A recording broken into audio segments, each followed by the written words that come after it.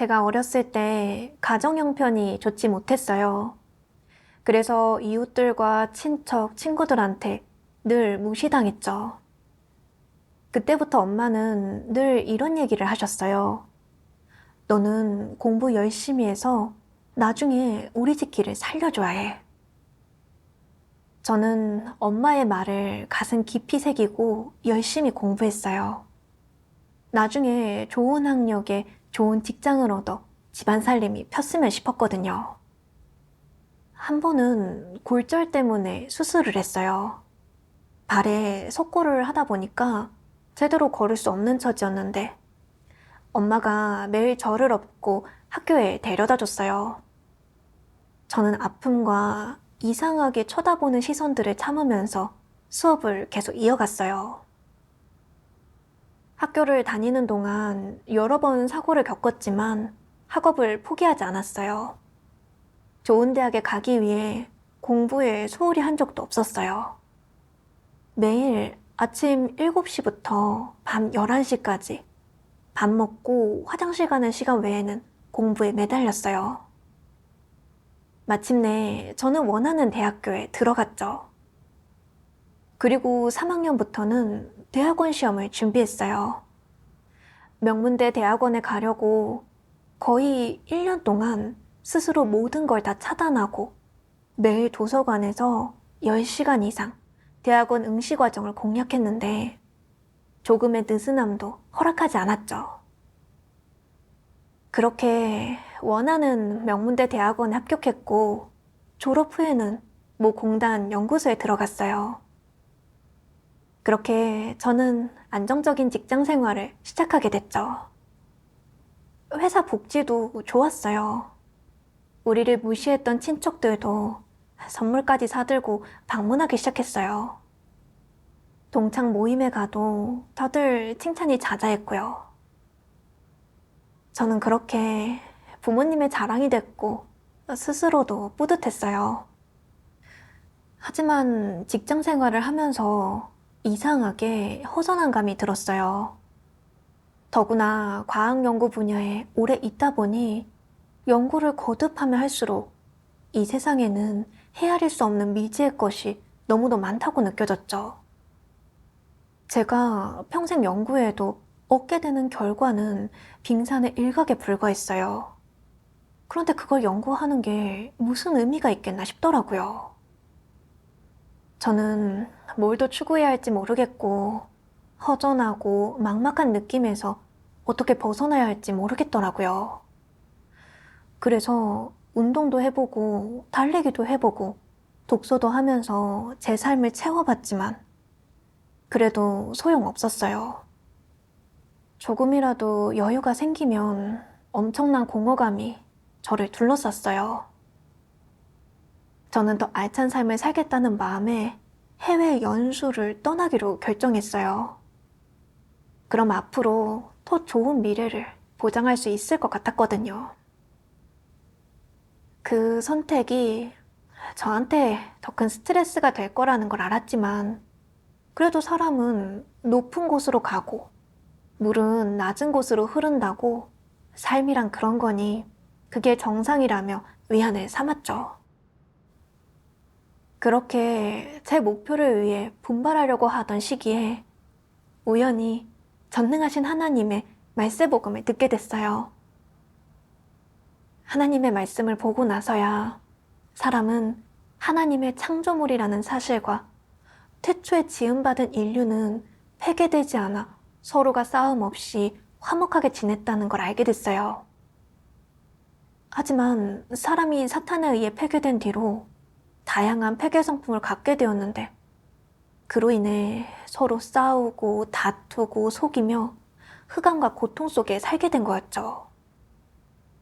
하나님은 사람을 구원하시고 사람에게 진리와 생명을 주시고자 율법 시대, 은혜 시대, 하나님 나라 시대라는 세 단계의 인류 구원 사역을 하셨어요. 지금은 하나님께서 마지막 단계의 사역을 하고 계시는데 모든 진리를 인류에게 열어주심으로써 사람을 사탄의 올무와 해악에서 건지고 사탄의 폐괴 성품을 벗겨버린 후에 아름다운 종착지로 인도하시는 거였어요. 하나님의 말씀을 볼수록 저는 더 깊이 매료됐고 하나님의 말씀 속에서 삶의 의미와 비밀을 알게 되면서 처음으로 평안과 희락을 맛보게 됐죠. 한 번은 하나님의 이 말씀을 보게 됐어요. 인류에게 사회과학이 생긴 이래 과학과 지식은 인류의 마음을 차지했으며 나아가 인류를 지배하는 도구가 되었다. 그로 인해 인류는 하나님을 경배할 수 있는 충분한 공간과 유리한 여건을 잃게 되었고 인류의 마음속에서 하나님의 자리는 점점 사라졌다. 하나님의 자리가 없는 인류의 내적 세계는 어둡고 절망적이며 공허하다. 뒤이어 사회과학자, 역사학자, 정치가들이 일어나 사회과학론, 인류 진화론 등을 발표하여 하나님이 인류를 창조했다는 진리에 어긋나는 관점을 인류의 머리와 마음에 채워 넣었다.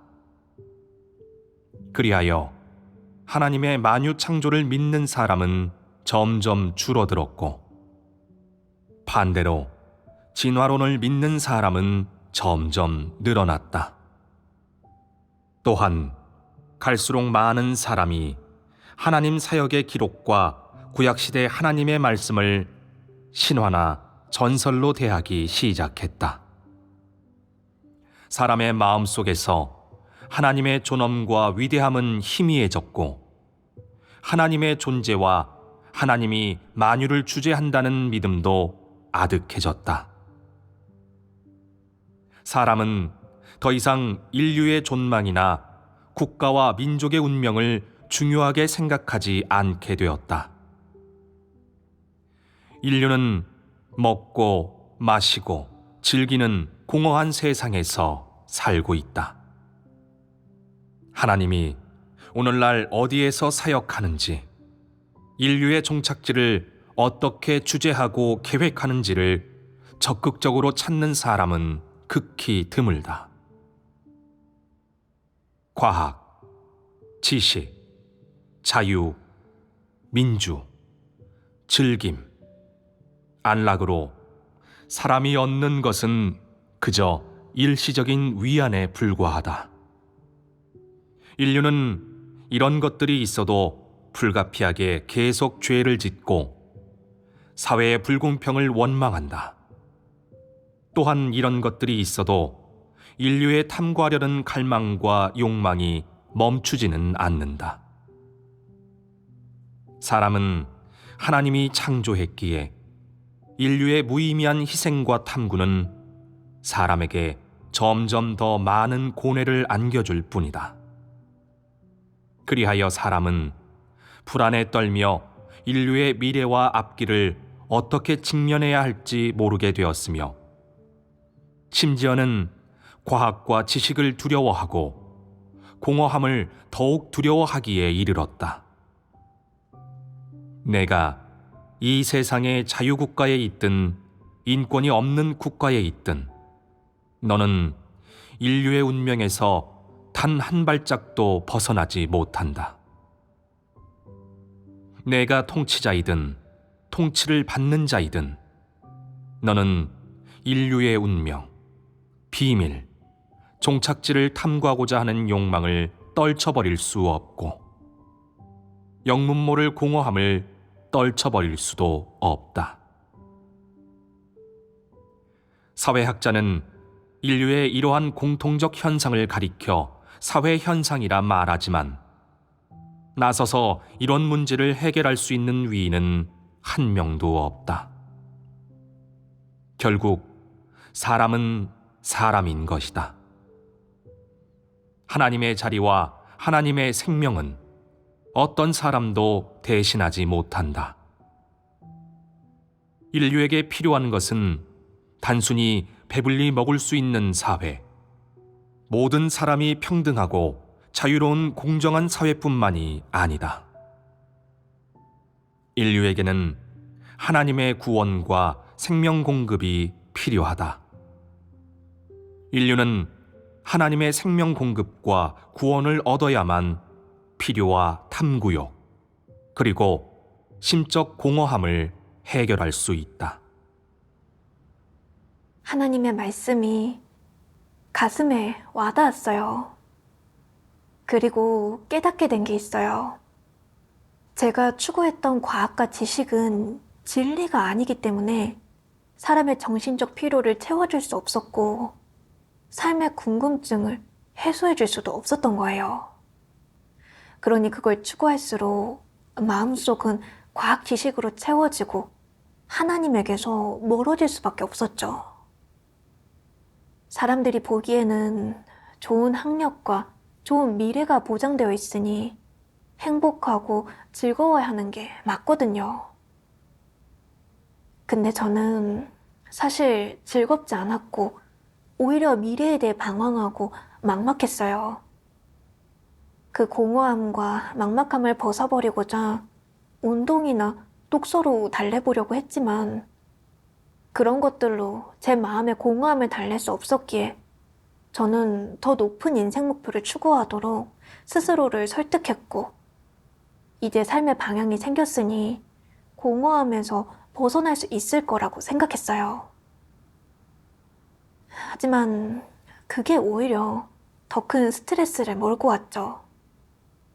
전 제가 평생을 과학 연구에 쏟아부어도 이 세상에 대해 알 수 있는 게 별로 없다는 걸 너무도 잘 알고 있었어요.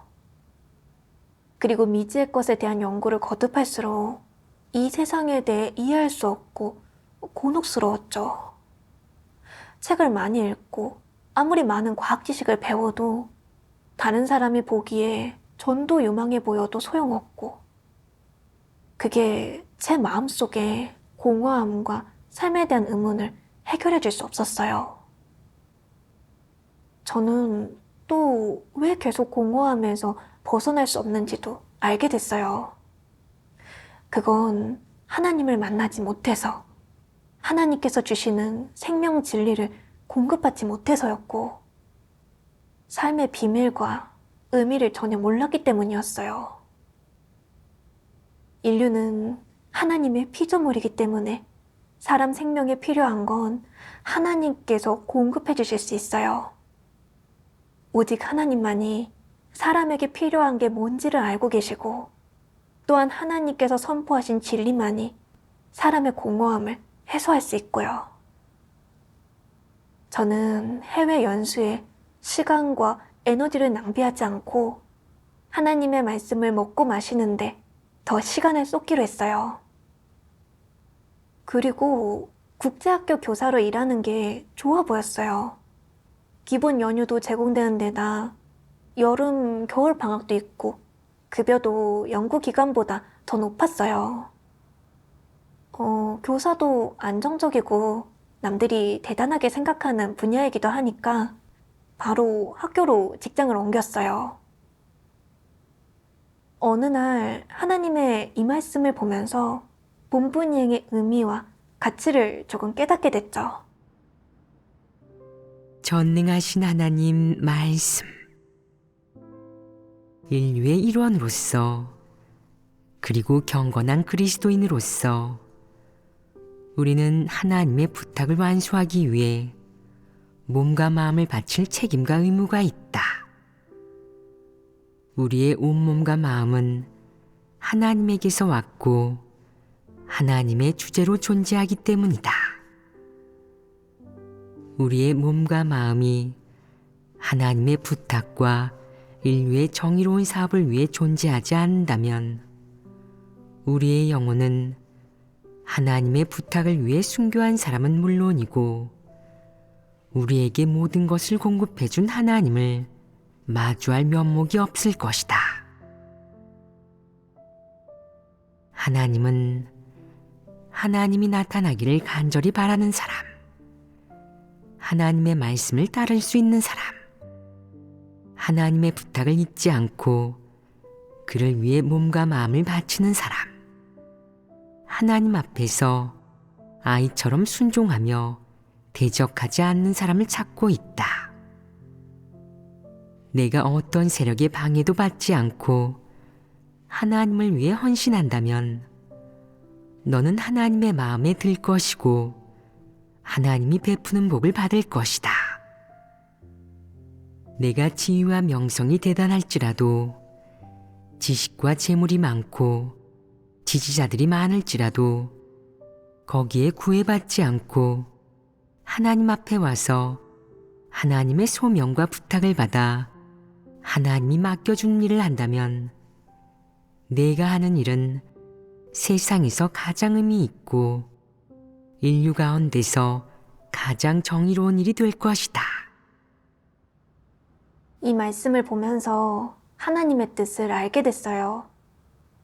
말세 사역은 하나님이 사람을 구원하시는 마지막 사역이기에 하나님은 당신의 부탁을 받아들이는 사람이 더 많이 일어나 공허와 고통 속에서 사는 자들이 사탄의 해악과 폐괴에서 벗어나서 구원받을 수 있게 하나님 앞으로 이끌기를 바라셨어요. 그건 인류의 가장 정의로운 일이자 우리 그리스도인의 책임과 의무이기도 했어요.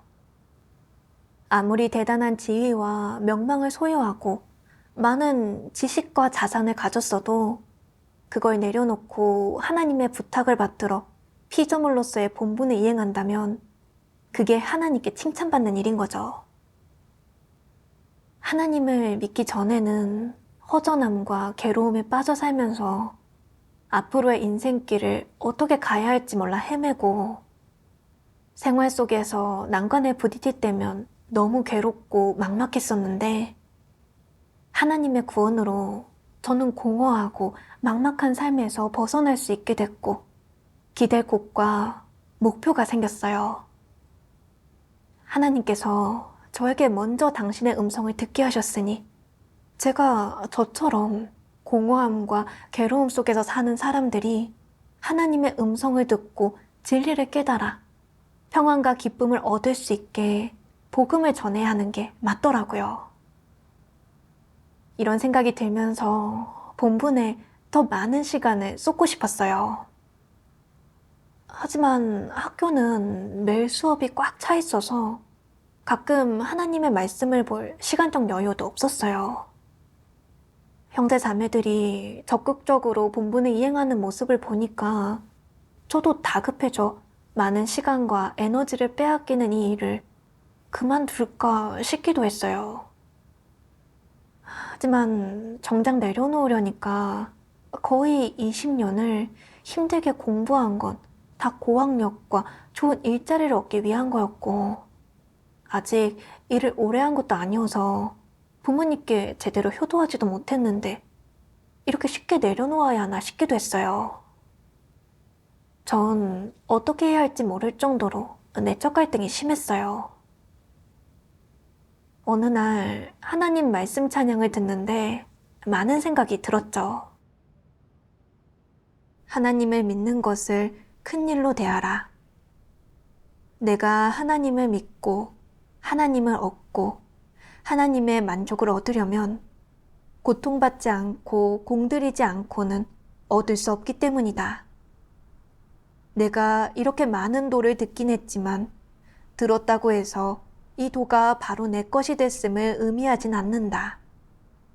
이 도를 흡수해 자신의 것으로 만들고 내 개인의 생명, 내 개인의 생활 속으로 가져가 이 말과 도가 내게 생존의 방향을 알려주고 내 생명의 생존의 가치와 삶의 의미를 불어넣게 해야 한다.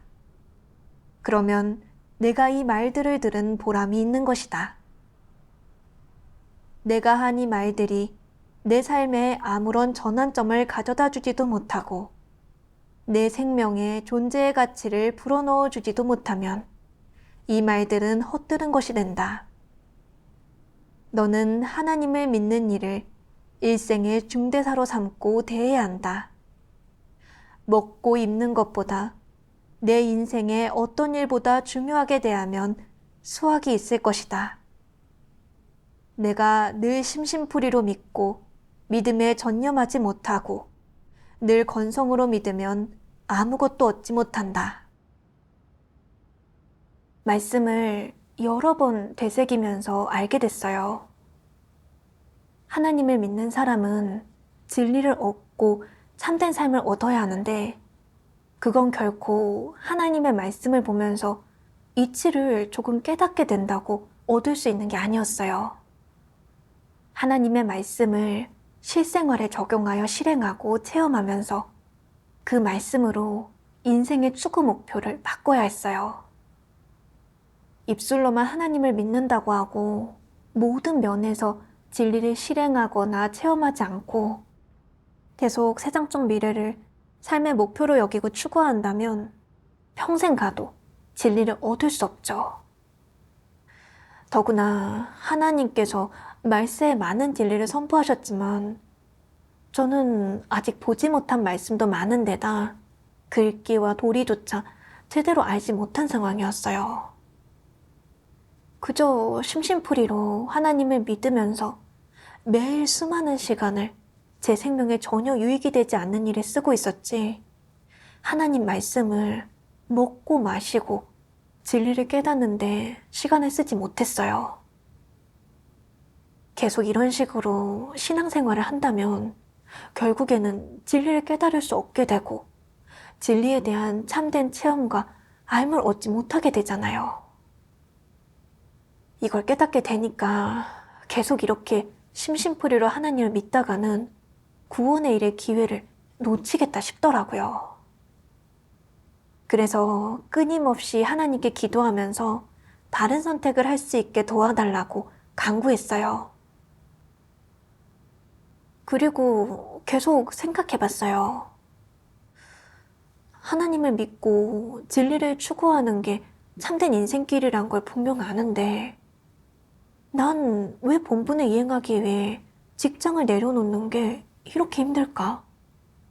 내가 걱정하고 근심하는 게 과연 무엇일까? 생각해보니 하나는 부모님을 내려놓지 못하는 거였어요. 제가 일을 못해서 수입이 없으면 부모님께 제대로 효도하지 못할 거고, 그럼 그동안의 부모님의 기대와 희생에 부응하지 못하는 거라는 걱정이 앞섰거든요. 그래서 이런 부분에 대해 하나님은 어떻게 말씀하셨는지 구하기 시작했는데 이 말씀이 떠올라 얼른 찾아서 읽었어요. 너는 갓난아기로 이 세상에 오는 순간부터 너의 직책을 이행하기 시작한다. 하나님의 계획과 예정으로 말미암아 내가 맡은 역할을 이행하고 너의 인생 여정을 시작하는 것이다. 너의 배경이나 앞으로의 여정이 어떻든 하늘의 지배와 안배에서 벗어날 수 있는 사람은 아무도 없고 자신의 운명을 주관할 수 있는 사람 또한 아무도 없다. 이 같은 일은 오직 한 분, 즉 만물을 주재하는 이만이 할 수 있기 때문이다. 하나님은 이 세상을 창조하였고 그가 부여한 생명을 가진 사람이란 생명체를 세상에 데려왔다.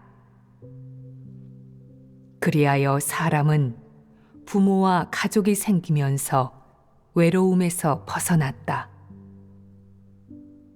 사람은 이 물질적인 세상을 본 후부터 하나님이 정한 운명에 따라 살아가게 되었다. 하나님의 생명의 기운이 생명체 하나하나를 밑받침해 주어 어른으로 성장시킨 것이다. 이 과정에서 사람이 하나님의 보살핌으로 살아가고 성장한다는 사실을 깨달은 사람은 아무도 없었다. 오히려 부모의 길러준 은혜라고 사람의 생명 본능을 밑거름으로 하여 성장한다고 생각한다. 사람은 누가 자신의 생명을 부여했는지, 그것이 어디에서 비롯되었는지 모르며 생명의 본능이 어떻게 기적을 일구는지는 더더욱 알지 못하기 때문이다. 사람은 그저 음식이 생명 연장의 근본이고 의지력이 사람의 생명을 존재하게 하는 근원이며 머릿속의 신념이 사람이 생존하는 데 필요한 미천이라고 알 뿐이다.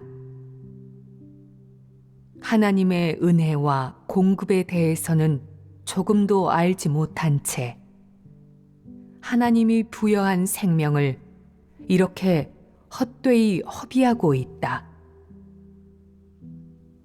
밤낮으로 하나님의 보살핌을 받으면서도 자발적으로 하나님을 경배하는 사람은 아무도 없다.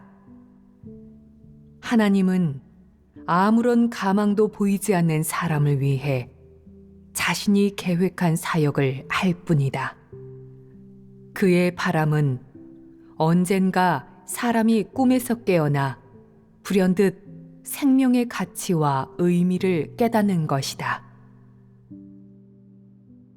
또한 하나님이 사람에게 모든 것을 베풀면서 치른 대가와 사람이 마음을 되돌리기를 바라는 하나님의 간절한 마음을 깨닫는 것이다. 하나님의 말씀을 묵상하면서 마음이 많이 환해졌고 감동되었어요. 사람은 하나님께로부터 왔고 우리 생명의 숨결은 하나님께서 주신 것이니 우리가 부모에게 빚진 건 없었어요. 부모가 저를 키우고 공부시켜 준 것도 하나님의 주재와 안배 안에서 이루어진 거고 그분들은 그저 부모로서의 책임과 의무를 다한 거였죠. 제가 가진 학력도 하나님의 정하심에 따른 거지 부모님이 정한 게 아니었어요. 부모님이 저를 사랑하고 심혈을 기울인 것도 하나님께로부터 받아들여야 하더라고요. 그리고 제가 지나온 삶을 돌아보면 정말 어느 하나 제가 주관할 수 있는 게 없었어요. 어렸을 때 마을 또래 아이들 중에 여러 번 뜻밖의 사고로 수업에 많이 빠진 사람은 저뿐이었지만 저는 순조롭게 진학을 했어요. 그리고 어렸을 때 뜻밖의 사고를 당했지만 죽음의 문턱까지는 가지 않았고요. 저는 하나님의 보호하에서 지금까지 무사히 온 거였으니 제가 감사해야 할 대상은 하나님이었죠. 그리고 우리는 각자의 사명을 갖고 있는데 저에게는 제가 이행해야 하는 본분과 책임이 있고 하나님께서 정해주신 인생길이 있었으니 오롯이 부모님의 기대만을 위해 살 수는 없더라고요. 부모님도 그들의 운명이 있으니까 제가 열심히 일해서 돈 벌어 드린다고 운명이 바뀌지는 않잖아요. 하나님께서 부모님께 좋은 여건에서 살 수 있는 운명을 주지 않으셨다면 제가 아무리 노력해도 부모님은 그걸 누릴 수 없는 거고요. 그러니까 저도 제 힘으로 부모님을 행복하게 해드리겠다고 애쓸 필요가 없는 거였어요. 더구나 이제 겨우 바른 인생길을 찾았고 하나님의 말씀에서 생명의 공급을 받았으니까 당연히 하나님의 말씀에 따라 실행해야 했죠. 제 모든 것과 부모님을 하나님께 맡기고 진리를 잘 추구하는 게 맞더라고요. 전 직업을 내려놓고 풀타임으로 하나님께 헌신하고 싶었지만 제가 20여 년간 미래를 위해 쌓아온 걸 포기하려니 조금 아쉽기는 했어요. 그래서 더 찾고 구하며 되새기는 과정에서 제가 결단을 내리지 못하는 건 명리를 꿰뚫어보지 못했기 때문임을 알게 됐어요. 그리고 여전히 출세해서 남들보다 우월한 생활을 유지하고 싶어하는 마음이 있고 진리 추구의 의의를 모르기 때문이었다는 걸 알게 됐죠. 그래서 이 부분에 관한 진리를 더 찾고 구했는데 하나님의 이 말씀을 보게 됐죠. 전능하신 하나님 말씀. 이방의 수많은 가수와 영화 배우들을 보아라. 무명 시절에는 고생도 할 줄 알고 맡은 일에 최선을 다하지만 일단 유명해지고 큰 돈을 벌면 올바른 길을 걷지 않는다. 마약을 하는 자도 있고 자살하는 자도 있는데 다 단명하고 만다. 왜 이렇게 되는 것이겠냐? 물질적 향락을 과도하게 누리고 너무 안일하며 어떻게 누리고 어떻게 자극해야 하는지 몰라 어떤 이들은 더 큰 자극과 재미를 찾으려고 마약을 하기 시작한다. 그러다가 시간이 지나면 끊지 못하는데 마약을 과다 복용하여 죽고 마는 이도 있고 어떻게 벗어날지 몰라 아예 자살해버리는 이도 있다. 이러한 사례가 너무나 많다. 내가 아무리 좋은 음식을 먹고 좋은 옷을 입고 좋은 집에 살아도 아무리 좋은 것을 누리고 안일한 삶을 살아도 너의 욕망이 아무리 충족되어도 마지막은 공허하고 공허할 뿐이며 그 결과는 곧 멸망이다. 이방인이 추구하는 그 행복은 진정한 행복이겠느냐? 사실 그건 행복이 아니라 사람의 상상이고 타락하는 방식이며 사람을 타락시키는 길이다. 사람이 추구하는 소위 행복은 가짜이며 사실은 고통이다. 그것은 사람이 추구해야 할 목표도 아니고 사람이 살아가는 가치도 아니다. 사탄이 사람을 폐괴시키는 방식과 수단 중 일부는 사람에게 육체를 만족시키고 정욕을 방종하는 것을 목표로 삼게 한다. 이러한 방식으로 사람을 마비시키고 유혹하며 폐괴시켜 사람이 그것이 바로 행복이라고 느끼게 하고 그 목표를 추구하도록 한다. 사람은 그런 것들을 얻으면 행복할 것이라고 생각하여 전력을 다해 그 목표를 추구하지만 얻은 후에는 행복을 느끼지 못하고 여전히 공허해하고 고통스러워한다. 이로써 그것은 올바른 길이 아니라 죽음으로 향하는 길이라는 것이 증명된다. 사람은 평생의 에너지를 운명과 맞서 싸우는 데에 쓰고 자기가 가진 모든 시간을 가족을 부양하고 명성과 재물 사이를 바쁘게 오가는 데 다 써버린다. 사람들은 가족, 돈, 명예, 이익 등을 소중히 아끼고 삶에서 가장 가치 있는 것들이라 생각한다.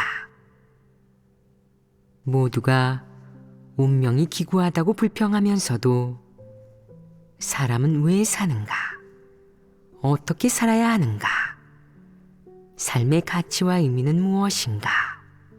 처럼 사람이 꼭 알아야 하고 탐구해야 할 문제들은 뒷전으로 미룬다. 사람들은 자신에게 주어진 나날이 얼마나 되든 명성과 부만 쫓다가 젊음을 보낸다. 머리가 새고 얼굴에 주름이 질 때까지 명성이나 재물이 나이 드는 것을 막을 수 없고 돈이 공허한 마음을 채워줄 수 없다는 사실을 알게 될 때까지 그 누구도 생로병사의 법칙과 정해진 운명에서 벗어날 수 없음을 이해하게 될 때까지 그렇게 살아간다. 평생을 들여 익힌 다양한 생존의 기술들은 충분한 물질적 안락함을 가져다 줄 수는 있지만 진정한 마음의 평안과 위안을 주지는 못한다.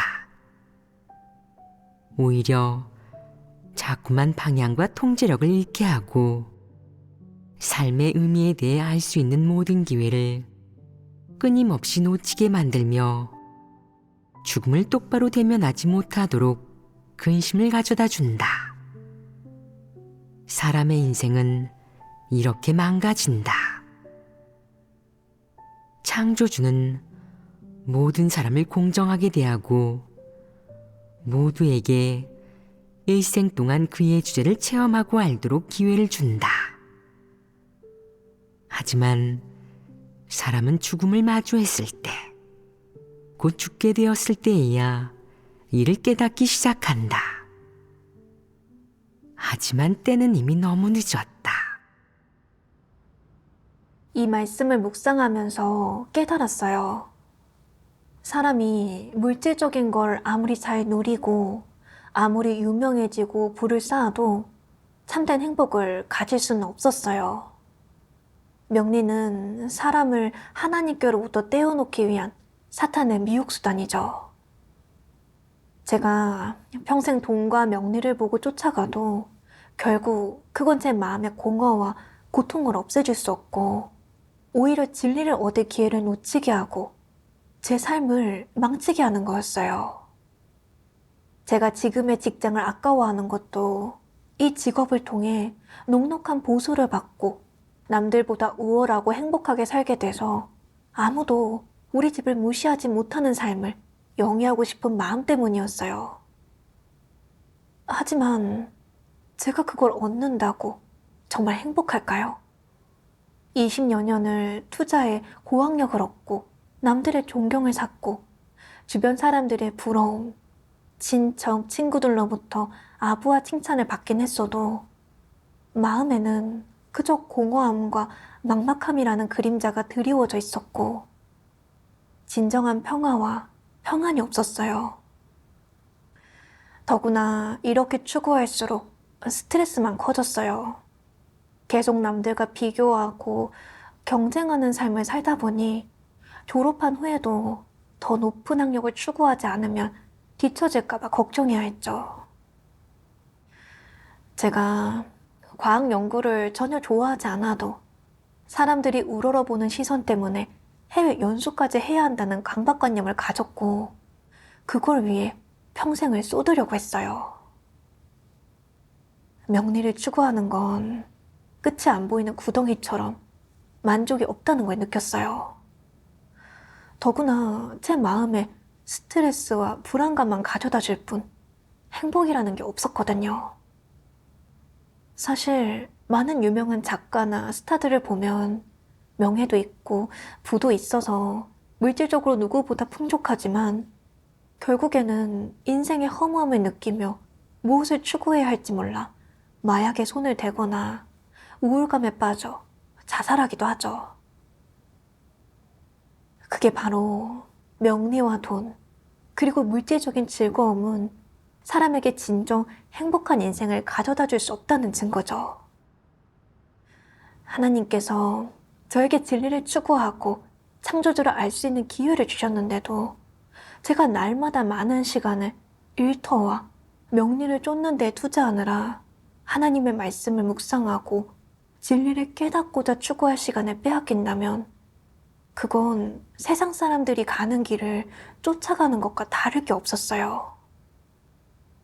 그럼 결국 저도 돈과 명리의 노예가 되어 평생 마음의 공허와 죽음의 공포에서 벗어날 수 없을 테니 그건 헛된 일생을 사는 거잖아요. 이제 전 다행히도 하나님의 말세 사역을 받아들여 삶이 뭔지, 세상이 뭔지를 알게 됐고 삶의 가치와 의미가 뭔지 알게 됐잖아요. 그러니 더 많은 시간을 본분 이행과 진리를 얻고 하나님의 주재하심을 알고자 추구하는 데 쓰는 것이 가치 있고 의미 있는 삶을 사는 거더라고요. 이걸 깨닫고 나니 제가 택해야 할 인생길이 뭔지 분명해졌고 많은 시간을 빼앗는 그 일을 내려놓기로 결단 내렸어요. 그 후에 하나님의 이 말씀을 보면서 더 큰 원동력이 생겼어요. 전능하신 하나님 말씀. 너희는 찬양 모든 것을 주재하시는 그분을 듣고 나서 마음속으로 무엇을 사색해야 하겠냐? 인류가 왜 살아가고 왜 죽는 건지 알게 되면 이 세상 만물의 주재자, 즉 이 모든 것을 주관하는 그분이 도대체 누구이며 어디에 있고 인류에게 그가 무엇을 요구하는지 안다면, 이런 일들을 모두 깨닫는다면 인류는 창조주를 어떻게 대해야 할지 알게 된다. 창조주에게 어떻게 경배하고 순종해야 하는지 알게 되고 마음속에 의지할 곳이 생겨 평안하고 행복해지며 이렇게 괴롭고 고통스럽게 살아갈 필요가 없어진다. 결국 사람은 진리를 깨달아야 한다. 사람이 살아가는 데에는 길을 선택하는 것이 매우 중요하고 살아가는 방식도 매우 중요하다. 사람이 어떻게 살아가고 어떤 길을 걷는지가 사람이 이 한평생 행복할지 아니면 비통할지를 결정한다. 사람은 이를 깨달아야 한다. 인류가 이 세상에서 아무리 바쁘게 지내고 사업이 아무리 성공했다 한들, 가정이 아무리 행복하고 가족이 아무리 대가족이라 한들, 지위가 아무리 높다 한들 인생의 올바른 길을 걸을 수 있겠느냐? 인류가 명리와 세상을 좇고 사업을 추구함으로써 하나님이 만유를 창조하고 인류 운명을 주재한다는 이 사실을 깨달을 수 있겠느냐? 이는 불가능하다. 사람이 무엇을 추구하든 어떤 길을 걷든 만약 그가 하나님이 인류의 운명을 주재한다는 것을 인정하지 않는다면 그가 걷는 길은 잘못된 길이고 올바른 길이 아니며 비뚤어진 길이자 사악한 길이다. 너의 정신적 지주가 만족스럽든 그렇지 않든, 너의 정신적 지주가 어디에 있든 그건 모두 진정한 신앙이 아니고 인생의 올바른 길이 아니다. 진정한 신앙은 무엇이겠느냐? 바로 하나님의 현현과 사역을 받아들이고 하나님이 선포한 모든 진리를 받아들이는 것이다. 이러한 진리들이 바로 인생의 올바른 길이며 사람이 추구해야 할 진리이자 생명이다. 인생의 올바른 길을 걷는 것은 바로 하나님을 따르고 하나님 말씀의 인도하에 진리를 깨닫고 선악을 분별할 줄 알고 무엇이 긍정적인 사물이고 무엇이 부정적인 사물인지 알고 하나님의 주재와 전능을 인식하는 것이다.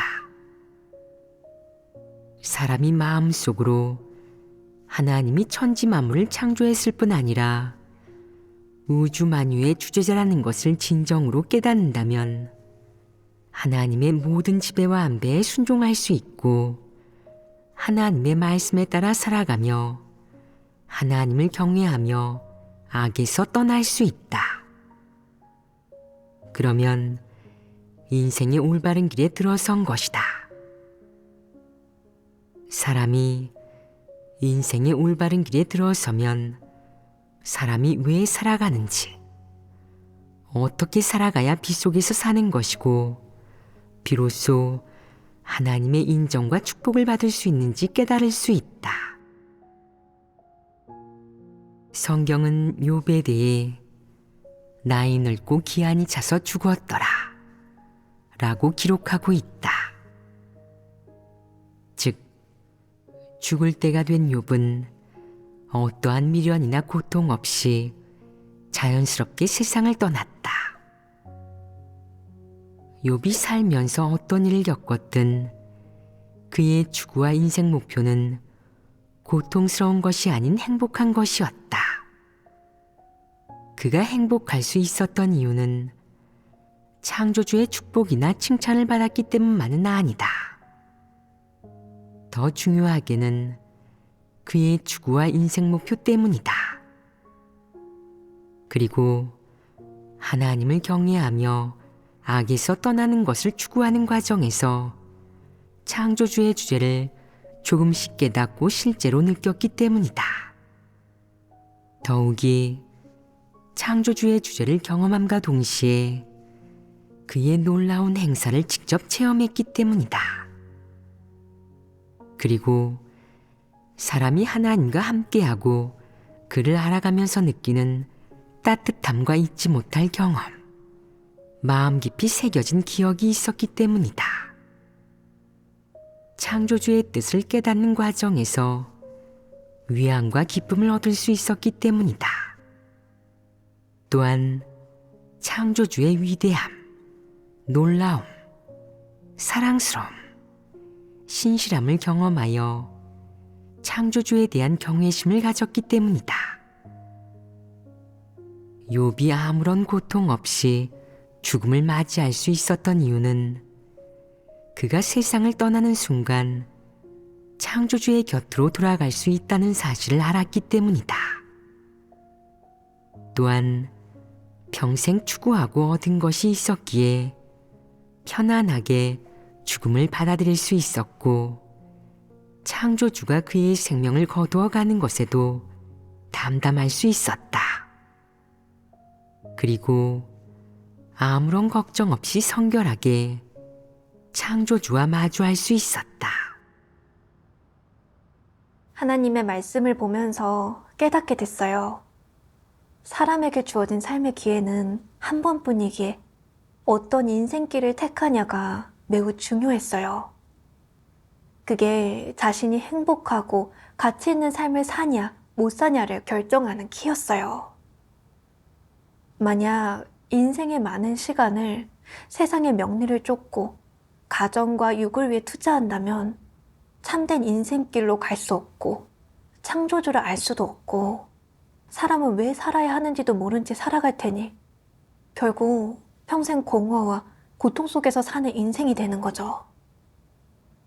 오직 하나님을 따라가면서 자신의 모든 시간을 피조물의 본분을 이행하고 진리를 추구하며 하나님을 알고자 투자할 때 진정 가치 있는 삶이 되는 거였어요. 욥을 보면 그렇죠. 욥은 창조주의 주재하심과 안배하심에 대한 실제적인 체험이 있었어요. 욥은 창조주의 주재하심을 진정으로 체험하고 깨달았기 때문에 하나님의 권병 아래 순종할 수 있었고, 결국 기한이 차서 죽었더라 와 같이 죽음의 공포에서 벗어날 수 있었죠. 욥처럼 추구해야 참으로 행복하고 의미 있는 삶을 살 수 있는 거고, 인생의 공허와 죽음에 대한 공포를 극복할 수 있는 거였어요. 저는 욥을 본받아 의미 있는 삶을 추구하기로 다짐했고, 이런 걸 깨닫게 된 뒤로 바로 사직했어요. 사직하고 나니 마음이 훨씬 자유로워졌어요. 저는 쓸데없는 공부를 하는데 많은 시간을 투자할 필요 없고, 직장 내에서 서로 암투를 벌이고 속고 속이는데 시달릴 필요가 없었어요. 이제는 형제 자매들과 함께 예배드리고 하나님의 말씀을 먹고 마시며 본분을 이행할 시간이 훨씬 많아졌고, 생명 진입에서도 조금 성장하게 됐죠. 하나님께서 주신 상황 속에서 저는 실패와 좌절, 책망과 훈계를 경험하면서 저의 교만하고 독선적인 패계 성품을 조금 알게 됐어요.